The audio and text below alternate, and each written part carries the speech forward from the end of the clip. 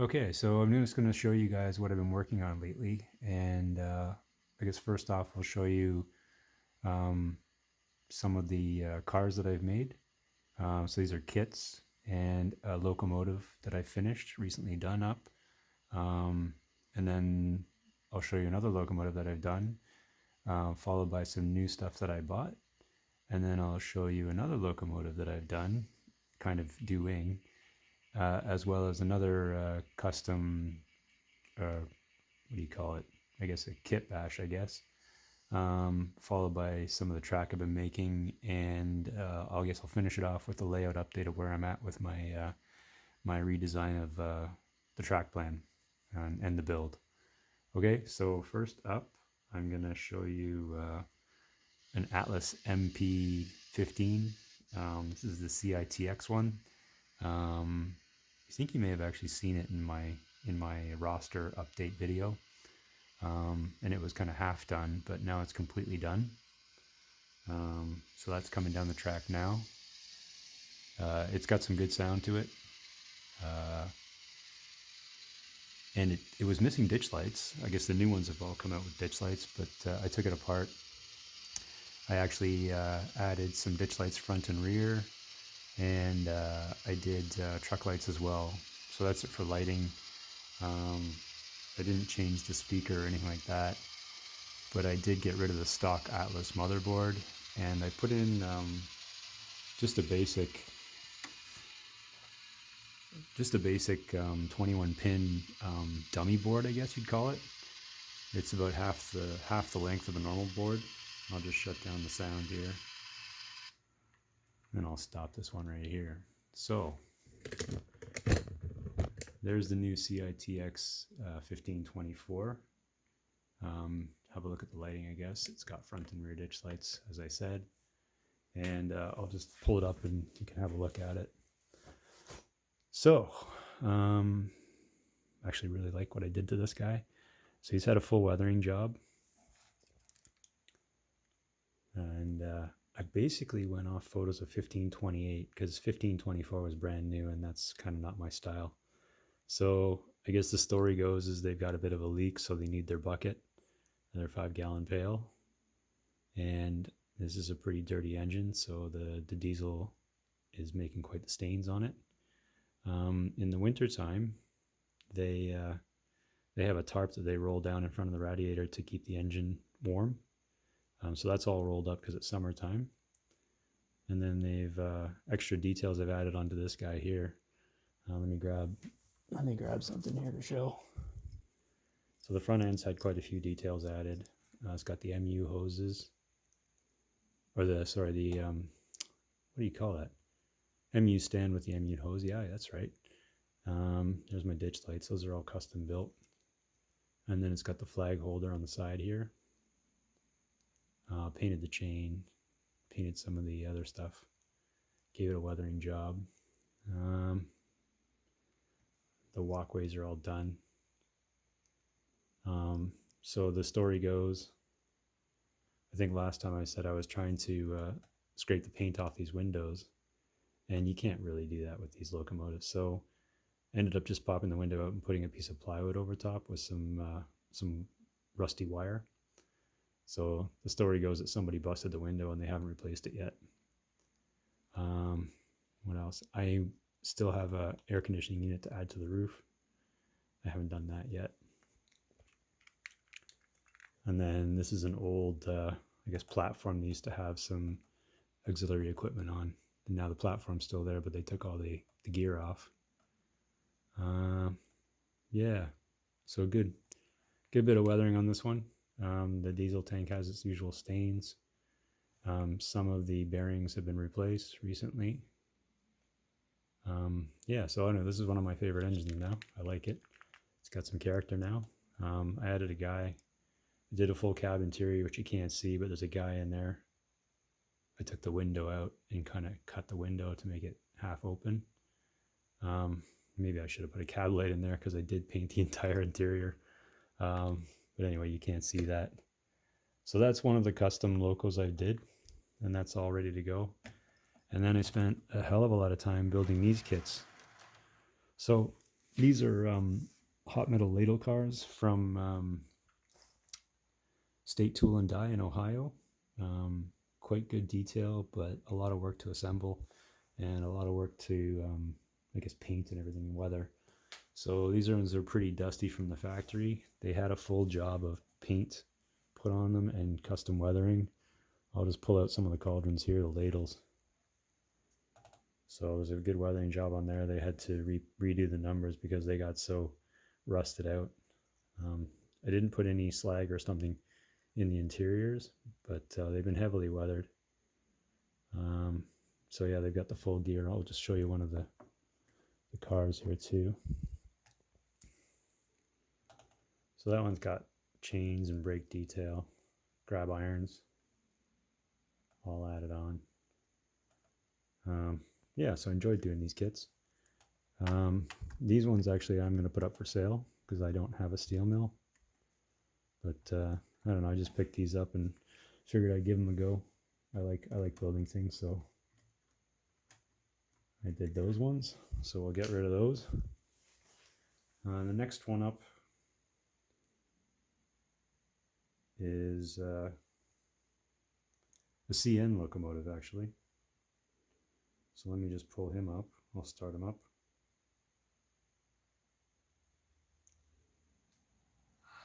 So he's quite a loud one. So this is a GP38-2. Let's get rid of these guys.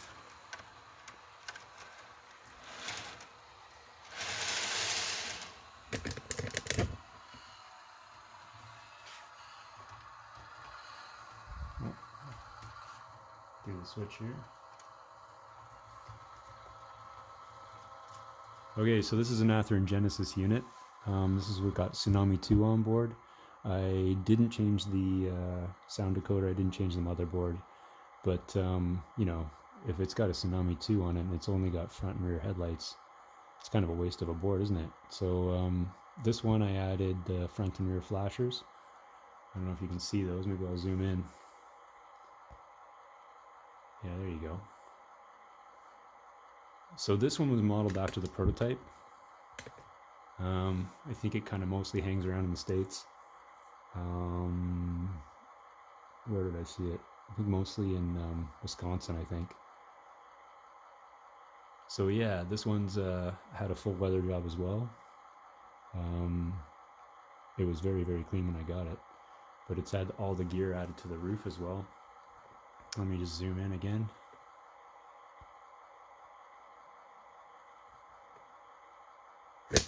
Oops. So that's the remote control stuff. It's got little antenna added, GPS units and everything else. What else do I have here? Some ditch lights. So they're front and rear. And then a weathering job. So let me just zoom back out and I'll show you this guy here.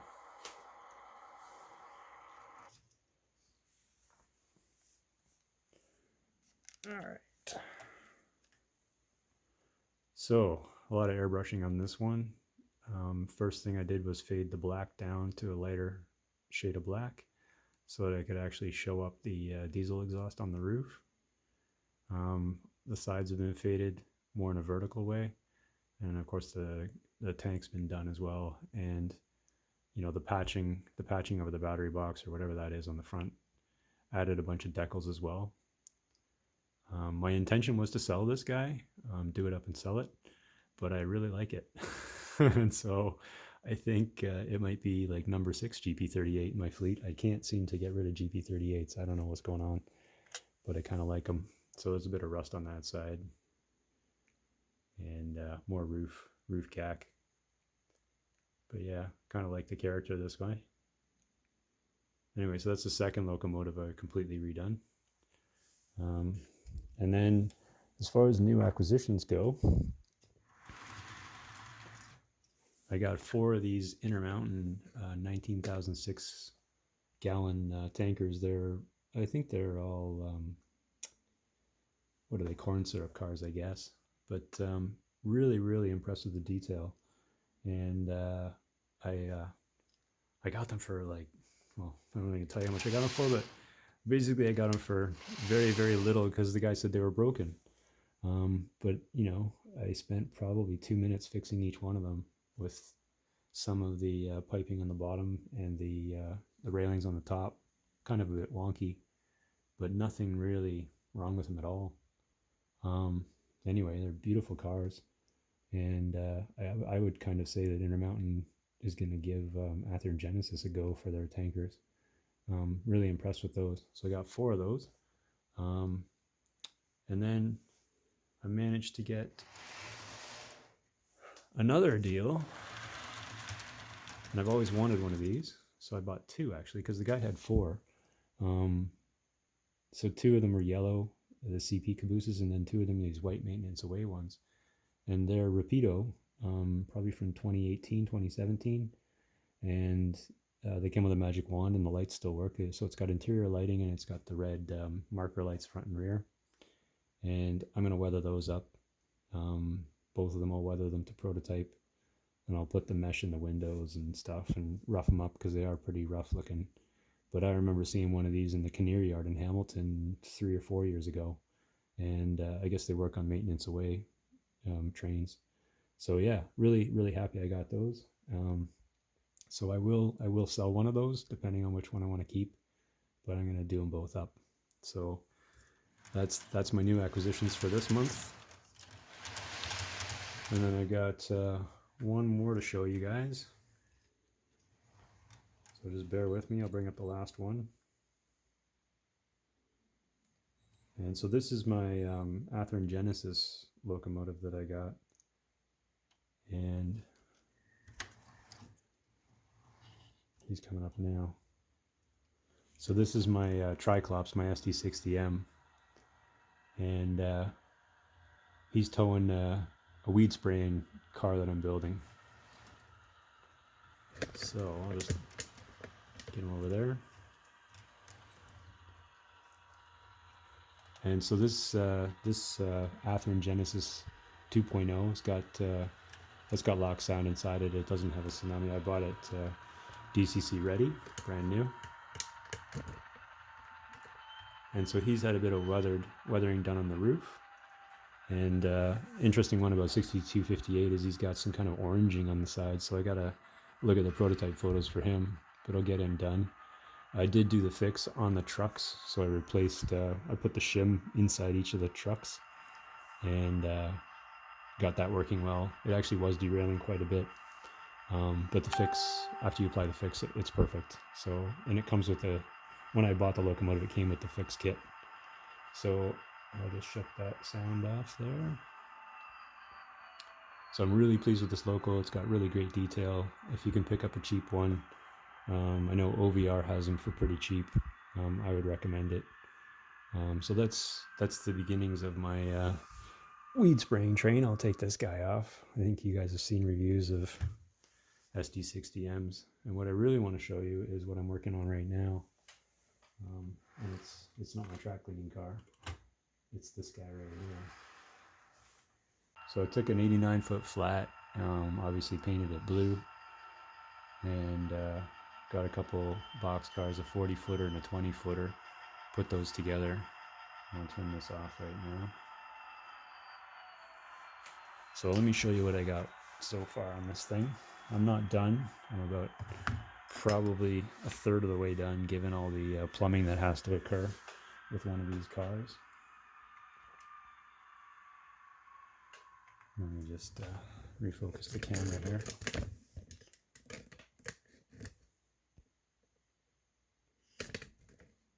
Okay, so yeah, your regular 89-foot flat. I've weathered the deck, and I started building everything that goes on here. I'll take the top off. So I put my this is the dummy plug from the SD60M where I put the speaker in. So you undo that, and it was a nice little bit of weight for this thing. So I've added that in. These things come with a diesel tank at the back. This is just the core of a receipt roll. Turned it into a diesel tank. That's not fixed down yet because there's a bunch of plumbing that goes with that. I've actually started working on the weed sprayers. So these will actually go in and out and the pistons will be fixed in place. So there's a pusher piston to push the arms out, and there's another rise and lower pin on the booms. The booms will not rise and lower, but they will swing. And then there's a compressor tank on the front here for the air supply. I've done the full cab, guy sitting in there. Got the desk and the little computer that he's using. Let me see, what can I take out? Okay. Obviously I did the doors and the windows and stuff, so this one's got a bit of wire mesh in it. There's a chimney in there for the diesel generator. So I did the wooden floors inside the shipping containers. That is the diesel generator. And then behind it, you can just barely make it out as the pump to run all the weed spraying equipment. And I still have to do the trim around the doors and stuff. And all the plumbing is going to be, there's a lot of plumbing. And I have to figure out how to plumb the tankers behind, because apparently they're all attached. So I guess I'll never take this train apart. But I thought this is a really cool thing. I saw it in one of the videos on YouTube, and it was being pulled by a CP engine. So yeah, this is going to be my my weed sprayer, and it's going to be pulled by CP and Canadian National and my Valmass Junction Railroad. So this is kind of like a, I guess what do you call it? A leasing weed sprayer. Anyway, that's all I wanted to show you as far as things I've been working on. Well, as far as rolling stock and locomotives, but I do have a bit of update on the actual track work. So I guess I'll start with the tracks I've been building. So these are my switches. I got 9 of them now. So really enjoying building switches. They're kind of cool. Did my first crossover as well. And these are all going to be, I think, if I actually get to it, the office kind of switching layout, just a shelf layout upstairs. I don't know if I probably will replace some of these ones down here, because they're all like shorty Picos and they don't look realistic. So yeah, I totally could do some crossovers and replace them with nice ones. But I'll just show you as far as I've gotten. So you may have noticed from last time, now there's 3 tracks down here, and this has worked out really well. So this is kind of going to be a mini yard. The main line's the one on the inside over here. And then these 2 tracks here are going to be kind of for storing cars and moving and shunting. I'm also making provision for a Y right here. So this switch right here and that one just behind the caboose are going to Y into this area here. And so I'll be able to turn locos and short trains around here.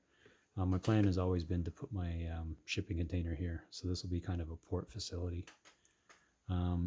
Yeah, so there's the 3 tracks splitting off just as you get down the helix. I've got my track up to there right now. So they're still going to go over that double bridge, and then they're going to go down to single track after that. I'll just give you a wide glance down here. So we're going to cross over my my bobtail swing bridge, and then we go up. So this is a change. Now we're going up and around. I think I mentioned this last update. And then we get into double track here. So this is going to be a main line and a siding on the top there. So that siding is going to be quite long. You can store quite a bit there. And I figured I would keep this other bridge here and lead it off into some kind of an industry that'll be 4 or 5 inches above the table. So a lot of this opening is going to be closed off. I'll put a board over that and use it for switching. But I did maintain this track going underneath, and so that'll lead over to here, and there'll be an industry there as well. Up top, I have not done anything with the bridge, but I did lay the track up on the ramp there. So that's live track. You can actually drive your trains up there. And then the yard is obviously jam-packed again. I'll just go into the other room quickly and show you what I've got over there.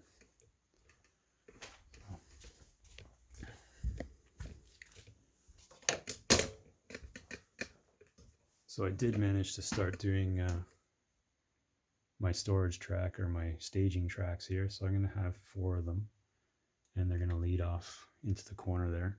And so that's the 4 staging tracks on the bottom. They'll hold quite a few cars, probably about 25. And this bridge here is going to connect up to that guy right there. And then these two bridges are going to, so off of that double track, it's going to go down to a single track and then go over this guy. So I've got the plan in place. I am holding off because I want to put some switch machines on some of the harder to reach switches back here. Those are going to be really hard to reach when I put the upper track in. So they'll need to be push button activated. And the other thing I did was, before I lost anything over the edge, I just put the masonite curb around the exterior here so nothing falls to the floor. Anyway, that's where I'm at. That's what I've been updating, working on over the past couple weeks. So that's my update. I hope you enjoyed it. Maybe I'll do one of these once a month if I am working on quite a bit. Anyway, please like and subscribe. Thanks for sticking around to the end if you have, and have a good weekend.